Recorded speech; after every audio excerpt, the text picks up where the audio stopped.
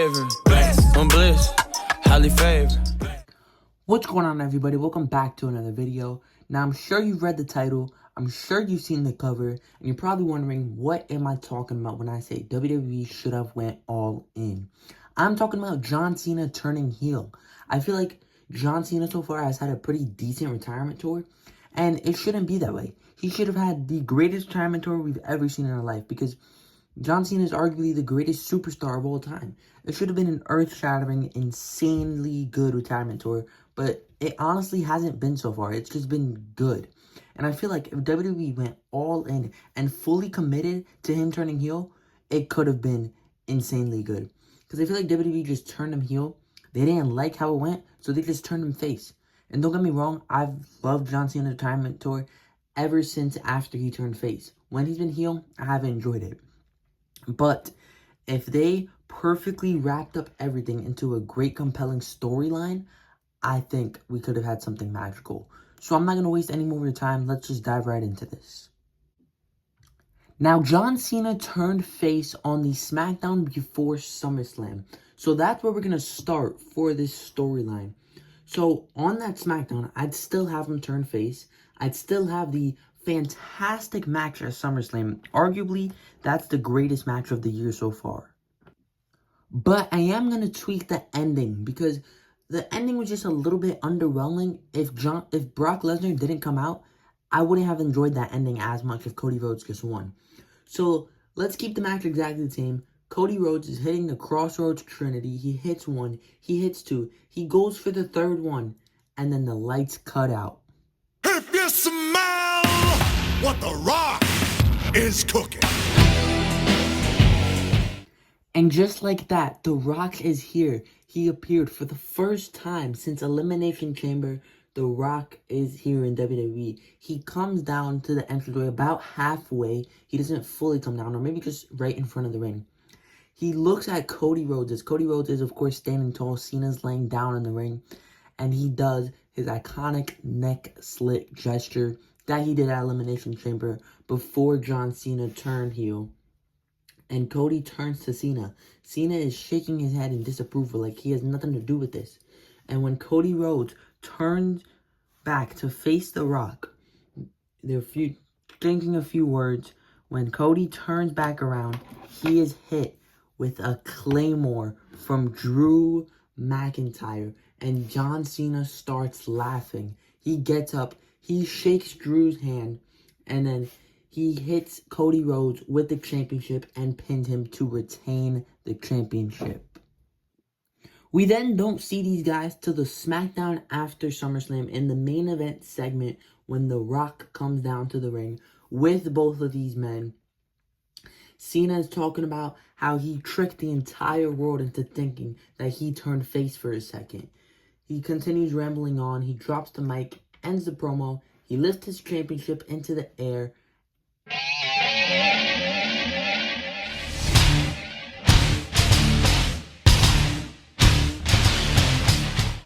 And Brock Lesnar is back.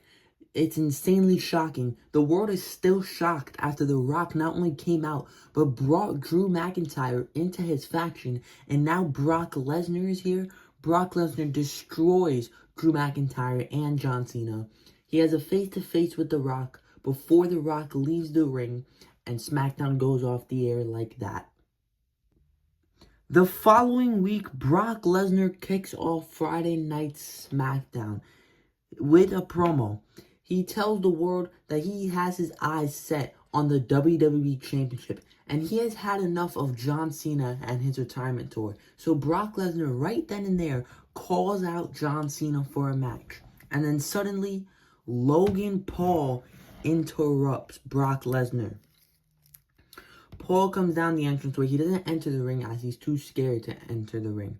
But Brock Lesnar is in a fighting mood. He came down with trunks on. So he says that he'll take on Brock Lesnar instead. But suddenly, Drew McIntyre attacks Brock Lesnar from behind. And Brock Lesnar gets jumped by these two.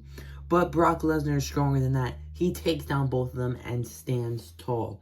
So because of that, Nick Aldis makes it official. For Clash in Paris, it'll be Brock Lesnar versus John Cena for the WWE Undisputed Universal Championship. Now, whatever can go down in the weeks leading up to this doesn't really matter. But the week before Clash in Paris, Cena comes down with Drew McIntyre and Logan Paul for a contract signing. They sign the contract. Brock discusses how he's destroyed Cena plenty of times in the past, and at Clash, it'll be no different. At the actual event, Brock is absolutely destroying Cena, just like he was at WrestlePalooza. This is by far Cena's toughest opponent of the retirement tour. Brock hits a F5, but when he does that, Cena's legs wrap around so far that it ends up knocking down the referee. When that happens, Drew McIntyre and Logan Paul would run down to the ring and attack Brock. They'll hit him with the belt, low blow him, and then they'll hit a triple powerbomb to Brock Lesnar through the announce table on the outside.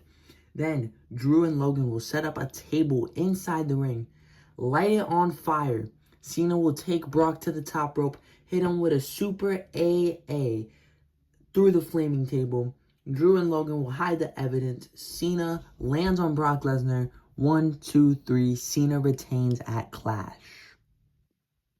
On the SmackDown after Clash, these three men kick off the show and they get interrupted by Brock Lesnar. Of course, Brock Lesnar is not happy that he lost, and especially the way he lost. These three men cheated their way for Cena to retain the championship, so Brock Lesnar is not happy. He interrupts them. Nick Aldis then intervenes, and he understands Brock Lesnar's frustration, so he makes it official. And for the main event of the show, it'll be Brock Lesnar versus John Cena for the Undisputed Universal Championship in a steel cage match, so Logan and Drew can't interfere. And it is official for the main event. Cena is getting destroyed by Brock again, and right before Brock is able to hit an F5 on Cena, Logan Paul starts climbing the cage, gets himself in there. He starts jumping Brock, but it doesn't do nothing to Brock Lesnar. Brock Lesnar destroys Logan Paul. And then Drew McIntyre comes down. And Drew McIntyre starts tearing the steel cage open. Brock Lesnar wants to fight Drew, so he helps him. And the steel cage gets torn apart. This isn't even a match anymore. They go at it. The ref tries to break it up, but he gets taken out. Brock just starts brawling with these three men. And they end up getting the better of Brock Lesnar. They set up for another triple powerbomb through the announce table on the outside. But Cody Rhodes returns with a steel chair in hand, and the three men leave. Cody and Brock stand tall to end the night. The following week, they'll kick off SmackDown with a promo.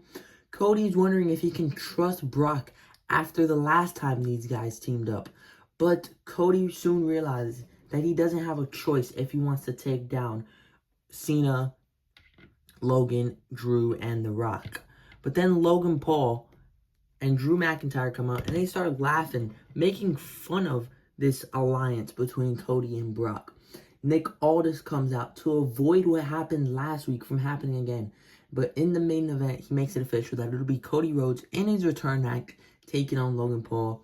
Cody gets the win. Drew tries to jump Cody again, but Brock Lesnar stops that. Brock and Cody take down Paul and Drew. They stand tall, but from behind, John Cena comes in and hits both of them with his championship. The next SmackDown, Nick Aldis will make it official that at WrestlePalooza, it'll be Brock and Cody versus John Cena and Drew McIntyre. Brock and Cody get the win in the main event. We don't get much progression in that story because the next pay-per-view is Crown Jewel, meaning that we have to see champion versus champion, John Cena versus Seth Rollins. Paul Heyman attempts to make an alliance with Cena and his faction, saying that they both have similar ideas, similar morals, so they shouldn't have the match and should just rebel against WWE.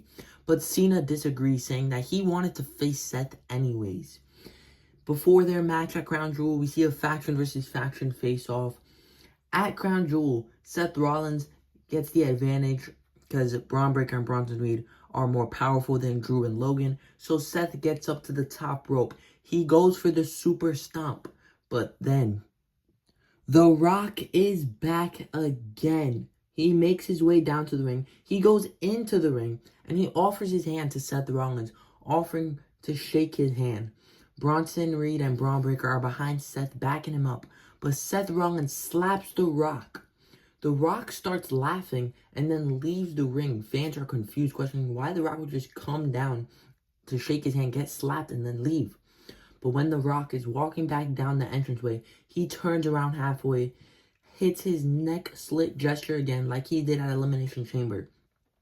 Seth is confused, and when he turns around, he gets speared by Braun Breaker. Bronson Reed then drags him into the corner, hits him with a tsunami. Braun Breaker and Bronson Reed then shift their attention to a terrified Paul Heyman, and then he gets speared by Braun Breaker. Bronson Reed tosses Heyman onto the announce table and sets up for a tsunami, but Seth Rollins puts himself in between Heyman and Reed. But then Braun Breaker spears Seth Rollins again, stacks him on top of Paul Heyman, and Bronson Reed hits a tsunami on both Paul Heyman and Seth Rollins. Braun Breaker then tosses Seth into the ring. Cena rolls onto Seth and wins the Crown Jewel Championship. On Monday Night Raw, we see the new faction kick off. Braun Breaker explains his actions, why he joined with The Rock. Adam Pearce interrupts and tells them that because of them, Seth Rollins' championship is vacated, and the new champion will be determined that night in a gauntlet match. The match includes Jey Uso, CM Punk, LA Knight, AJ Styles, Finn Balor, and Penta. The match comes down to Jey Uso and Punk, and Braun Breaker interrupts, causing a DQ finish. The next week, Raw kicks off. Adam Pearce says that at Saturday night's main event, it'll be a fatal four-way. Braun Breaker versus Bronson Reed versus CM Punk versus Jey Uso for the World Heavyweight Championship. At Saturday night's main event, CM Punk and Jey Uso do not fight at all. It practically becomes a tag team match. And when Jey and Punk get the advantage, Paul and Drew come down, which leads to Brock and Cody coming out. Jey Uso spears Bronson Reed. Punk's hit him with a GTS. Jey hits the Uso splash, covers Bronson Reed, but Punk breaks it up. Jey and Punk start arguing, to which Jimmy breaks it up and tells him that one of them needs to win the championship before it's too late. Jey Uso then super kicks CM Punk, and him and Jimmy hit a double Uso splash to Bronson Reed. Jey Uso pins Bronson Reed and is the new World Heavyweight Champion. Monday Night Raw kicks off the next week with the Usos coming down. They're ecstatic. Jey Uso feels like Roman Reigns' advice finally worked for him, and he is the new World Heavyweight Champion. But CM Punk interrupts, and he's actually happy for Jey Uso, but he wants a shot at that title, and Jey Uso accepts because CM Punk helped Jey win the World Championship. Punk and Jey end up fighting in the main event, and then, of course, Braun Breaker, Bronson Reed, Drew McIntyre, Logan Paul interrupt, causing a DQ finish again. Raw kicks off the next week backstage in Adam Pearce's office, where Usos and Punk are arguing with Pearce. Pearce says he'll find a solution by the end of the night. In the main event segment, John Cena is back. He comes down the ring with his faction. He cuts a standard promo and then gets interrupted by CM Punk and the Usos. Adam Pearce comes down. He tells the Usos and Punk to find two partners because they're going to war. Cena and his faction tell them that they're going to need to find more than two partners because Braun Breaker and Bronson Reed go out the ring and they absolutely destroy the Usos. Tsunamis, spears, the ribs of the Usos are destroyed.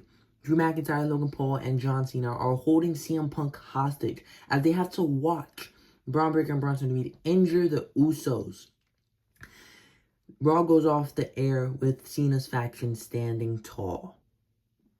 The following week, Triple H kicks off Raw and brings out Cena because this is John Cena's final Monday Night Raw. Cena and his faction come down the ring and they are celebrating John Cena. And The Rock is back again. He wasn't going to miss John Cena's final Raw. The Rock stares down Triple H, and him and his faction start making fun of Triple H, saying Triple H barely has control anymore. Then Triple H explodes. He says that he's had enough of John Cena and his stupid faction. Triple H says that he can't even have a normal Monday Night Raw main event without them getting involved. And now because of them, Raw has no World Heavyweight Champion for the second time. Triple H tells them that they forgot who runs the show. And The Rock, he's only on the board of TKO. Triple H has all the control. And he tells them that he'll seek 5 worthy competitors. Because at War Games, it'll be Triple H's team versus The Rock's team. CM Punk would then confront Triple H backstage. Triple H tells Punk that he doesn't have to worry because he is Triple H's first selection for War Games. Triple H also tells Punk that he should come to SmackDown to meet his next 2 selections. On SmackDown, Triple H comes down with CM Punk in the main event segment. Triple H cuts right to the point. He brings out his next selection for War Games, and it is none other than Cody Rhodes. He then brings out Brock Lesnar, and those are his next 2 selections for War Games. Triple H says at War Games, it's going to be Team WWE versus Team Hollywood, and SmackDown ends. On Monday Night Raw, in the main event segment, Drew McIntyre tells Triple H that John Cena and The Rock aren't intimidated by him, to which Triple H comes out with his faction and asks, where is The Rock and Cena? He questions what could be so important that they had to miss Raw because they're missing out.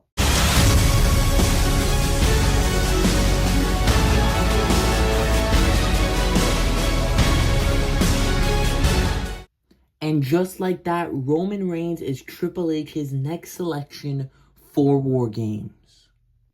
He then tells Drew that on SmackDown, he'll make his final selection for War Games, and he and his faction should stay tuned. On SmackDown, Triple H and his team come out together. Triple H talks about how his team perfectly represents the WWE.